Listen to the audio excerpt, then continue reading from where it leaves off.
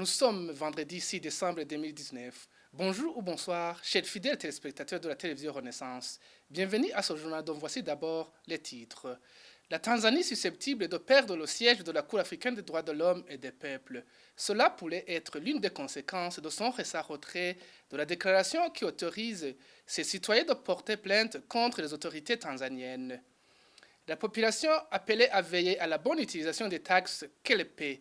C'est un appel lancé par Gabriel Rufyiri, président de l'ORICOM, suite au constat de l'enrichissement illicite de certaines autorités aux dépens du contribuable.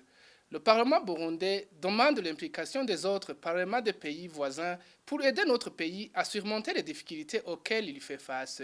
C'est pour cette raison qu'une session ordinaire du comité exécutif du Forum des parlements des pays membres de la Conférence internationale sur la région des Grands Lacs se tienne à Bujumbura. Tout de suite, les détails.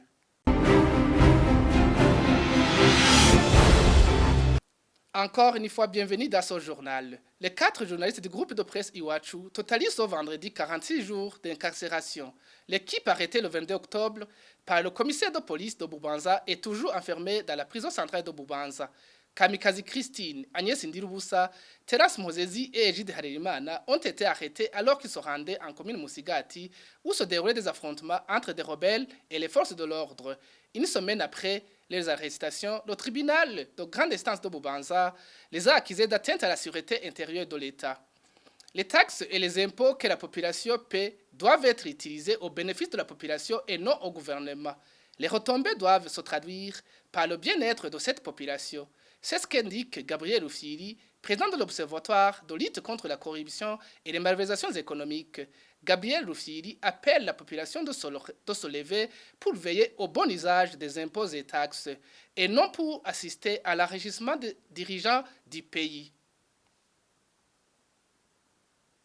Les impôts et taxes jouent le rôle important, par ailleurs, pas seulement pour le Burundi, mais pour toute nation organisée.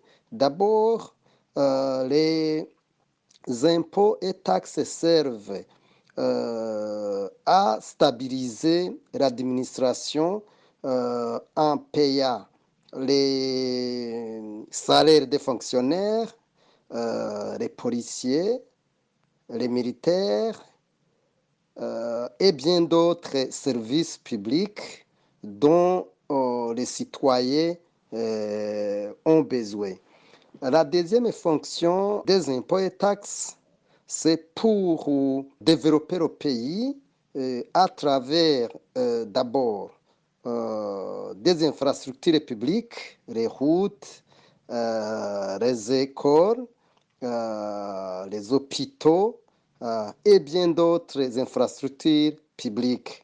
À ce même niveau, les impôts et taxes servent à stabiliser l'économie dans son ensemble en créant de l'emploi à travers certaines institutions publiques. Il est plus qu'urgent que d'abord les citoyens comprennent que les recettes qu'ils donnent, souvent ces recettes sont détournées. Ici, je donnerai un exemple des exonérations qui sont dans le budget général de l'État est mentionné 18 milliards au moment où, dans le rapport de la Cour des comptes, montre que plus de 100 milliards est utilisé pour les exonérations sans que personne ne soit pas inquiété. Deuxièmement, c'est par rapport à la corruption et au détournement des deniers publics par rapport au marché public. Ici, je voudrais vous dire que 70% des marchés publics sont financés par ce budget et par rapport à cela, donc ces 70% de ce budget général que je viens de vous parler vont directement au niveau des marchés publics. Lesquels marchés publics sont triqués et l'argent revient malheureusement à ceux-là même qui sont censés protéger la richesse nationale, qui sont les administratifs à tous les niveaux. Voilà pourquoi, en fait, le Burundi n'avance pas qu'au niveau, que ce soit au niveau administratif ou au niveau du développement. Gabriel Rufyiri s'exprime suite aux déclarations du chef de l'État et des responsables de l'OBR qui affirment que le Burundi vit aujourd'hui grâce aux impôts et taxes prélevés par l'Office burundais des recettes. Les gouvernements africains fuient devant leur responsabilité de répondre de leurs actes envers leurs citoyens. La preuve avec le retrait de la Tanzanie de la déclaration qui permettait aux Tanzaniens de porter plainte contre les autorités devant la Cour africaine des droits de l'homme et des peuples. Un acte qui chagrine Maître Dieudonné Bachila-Ishizé, le président du CAVIB, qui révèle que seuls 8 pays africains ont ratifié cette déclaration.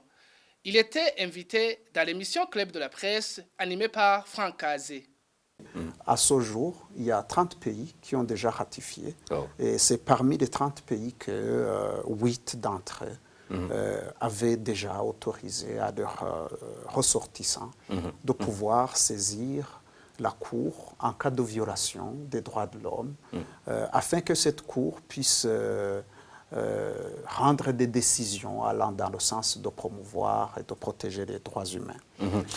Et donc, ces pays, je peux citer, il y a notamment en Afrique australe, il n'y a que le Malawi, et les autres pays sont comme la Côte d'Ivoire, le Ghana, le Mali, la Gambie qui vient de rejoindre très récemment, en 2018, cette liste, et la Tunisie qui a rejoint cette liste en 2017. Donc c'est autour de 8 pays. C'était 8 pays maintenant. Il en reste 7. Il en reste 7. Ce qui est étonnant pour la Tanzanie, c'est que la Tanzanie, c'est le pays qui héberge le siège de la Cour. La Cour a son siège à Arusha.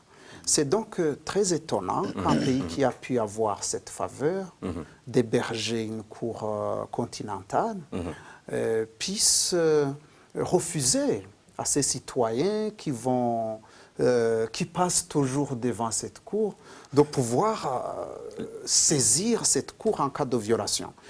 Si on essaie d'analyser les causes, sur les 70 jugements qui ont déjà été rendus par cette cour, 28 concernaient la Tanzanie. Peut-être s'est-il senti un peu acculé par ces jugements, peut-être la protection des droits de l'homme ne se portait pas bien en Tanzanie. Peut-être on pourra en débattre plus tard. On reviendra certainement sur les raisons. Il était question de comprendre de quoi il s'agit exactement. Mais est-ce que cela signifie que là, la Tanzanie reste quand même membre de la Cour? Donc, la Tanzanie reste parmi les États qui ont ratifié le protocole d'Ouagadougou qui a institué cette Cour. Mais il n'a retiré que le droit pour les personnes physiques et les ONG de saisir directement la Cour sans passer par la Commission africaine des droits de l'homme et des peuples. Donc il y a une petite nuance. Elle ne s'est pas retirée du traité établissant cette Cour. Elle a simplement elle s'est rétractée par rapport à une déclaration spéciale qui est stipulée dans le protocole. Mais la Tanzanie ne tirera pas grand profit du retrait de cette déclaration. Ce retrait pourrait même lui coûter le siège de la Cour africaine des droits de l'homme et des peuples qu'elle abrite. Encore une fois, Maître Dieudonné Bachila-Ishizé. Si on parle de la Tanzanie en pensant aux autorités, parce que c'est l'initiative du gouvernement, peut-être que les condamnations qui venaient en cascade pourront être évitées tellement la procédure passant par la Commission africaine des droits de l'homme et des peuples est très longue et fastidieuse. Donc, mais quand vous le dites comme ça, est-ce que ce n'est pas comme l'autruche qui met sa tête sous terre en pensant finalement qu'il n'y a pas... Je vais en arriver. Donc, si on pense aux autorités qui ont peur de voir exposer au grand public les violations des droits de l'homme en cours. Donc, pour le gouvernement, ils vont pousser un ouf de soulagement. Mais par contre, par rapport aux citoyens tanzaniens, par rapport aux organisations de droits de l'homme tanzaniennes qui saisissaient souvent cette cour, c'est quand même une très très mauvaise nouvelle. Et donc, pour la Tanzanie qui abrite le siège, comme je l'avais déjà dit, il n'est pas exclu que la Tanzanie perde beaucoup parce que les ONG risquent de se mobiliser et dire voilà, un pays qui refuse à ses citoyens de saisir une cour qui est là n'est plus digne d'abriter son siège. Donc il y aura, ça va faire couler beaucoup d'encre et de salive, mais encore, ça donne une idée par rapport à l'image de la Tanzanie. Et aux intentions des autorités. Et aux intentions des autorités de faire taire ceux qui protestent contre des violations récurrentes des droits de l'homme en Tanzanie.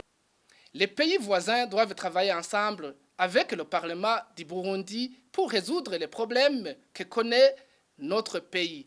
C'est dans ce cadre que l'Assemblée nationale a organisé un atelier pour mettre au clair ce qu'il faut faire. Chantal Nkurunziza, deuxième vice-président de l'Assemblée nationale du Burundi, appelle les parlementaires à bien faire la préparation de cette importante session qui commence aujourd'hui. Au nom du très honorable président de l'Assemblée nationale de la République du Burundi, j'ai l'honneur de vous souhaiter la bienvenue encore une fois à Bujumbura, la capitale économique de la République du Burundi. L'ordre du jour de cette session ordinaire du comité exécutif du Forum des parlements des pays membres de la Conférence internationale sur la région des Grands Lacs prévoit plusieurs points, entre autres la préparation de la 10e Assemblée plénière. C'est dans ce cadre que je prends la parole ce jour en vue de vous encourager à parfaire la préparation de cette importante session. C'est dans ce cadre que nous avons besoin de mettre nos efforts ensemble et travailler en synergie pour le soutien de nos organisations régionales et celui des pays voisins, car il y a de temps en temps des problèmes et de vraies contraintes que nos gouvernements et d'autres institutions doivent affronter et régler, comme le Parlement sont en train de le faire aujourd'hui. Bientôt, une campagne de mobilisation de la population pour se protéger contre les maladies liées à la saleté. La tâche sera exécutée par les responsables d'hygiène et les administratifs. L'annonce a été faite par le ministre de la Santé, Tade Ndikumana. C'était jeudi à Gitega, au cours du lancement de la semaine dédiée à la santé de la mère et de l'enfant.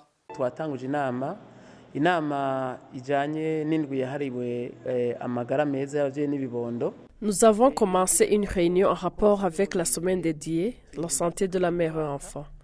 Mais cette année, il y aura une autre activité qu'on a ajoutée. En commençant par ce qui se faisait auparavant, il y aura une activité de la distribution des comprimés aux enfants moins de 14 ans et de donner des gouttes qui les protègent de la cécité. Mais cette semaine, on a voulu mettre en avant une collaboration avec les administratifs, depuis les collines jusqu'à dans les provinces, dans le cadre de mettre en place la décision du président de la République du Burundi pour mobiliser la population de faire l'hygiène.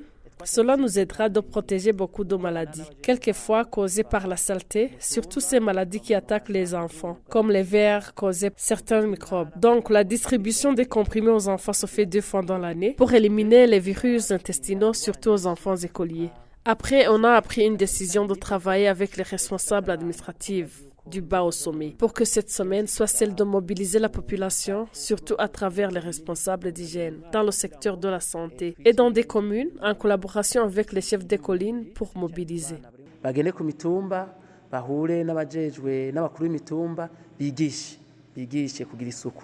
Les premières dames des pays africains se sont déjà données de façon exemplaire dans la lutte contre le VIH-Sida. Cette annonce est faite par Winnie Byanyima, directrice exécutive de l'ONU-Sida. C'était ce mardi à la 20e conférence de lutte contre le sida en Afrique. Winnie Byanyima dit que les pays africains ont connu une amélioration pour combattre ce fléau.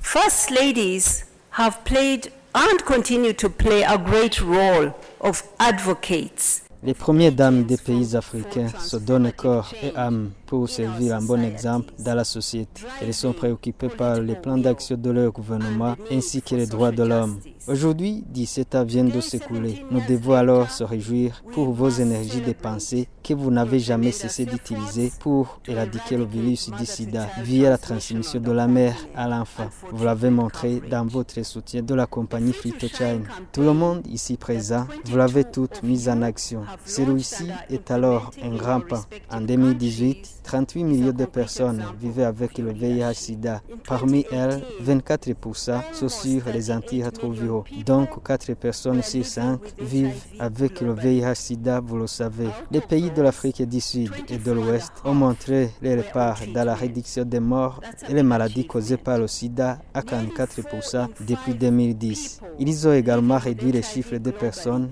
infectées à 28%. Mais il reste 3 pays africains qui sont menacés par ce fléau, notamment le Botswana, le Swaziland et la Namibie. Bref, nous voyons qu'il y a eu une certaine réalisation en Afrique. So we have seen significant progress in Africa. C'est par ici que nous clôturons cette édition en langue française. Merci à toute l'équipe de production. Merci aussi à vous, chers fidèles téléspectateurs, pour votre aimable attention. Au revoir.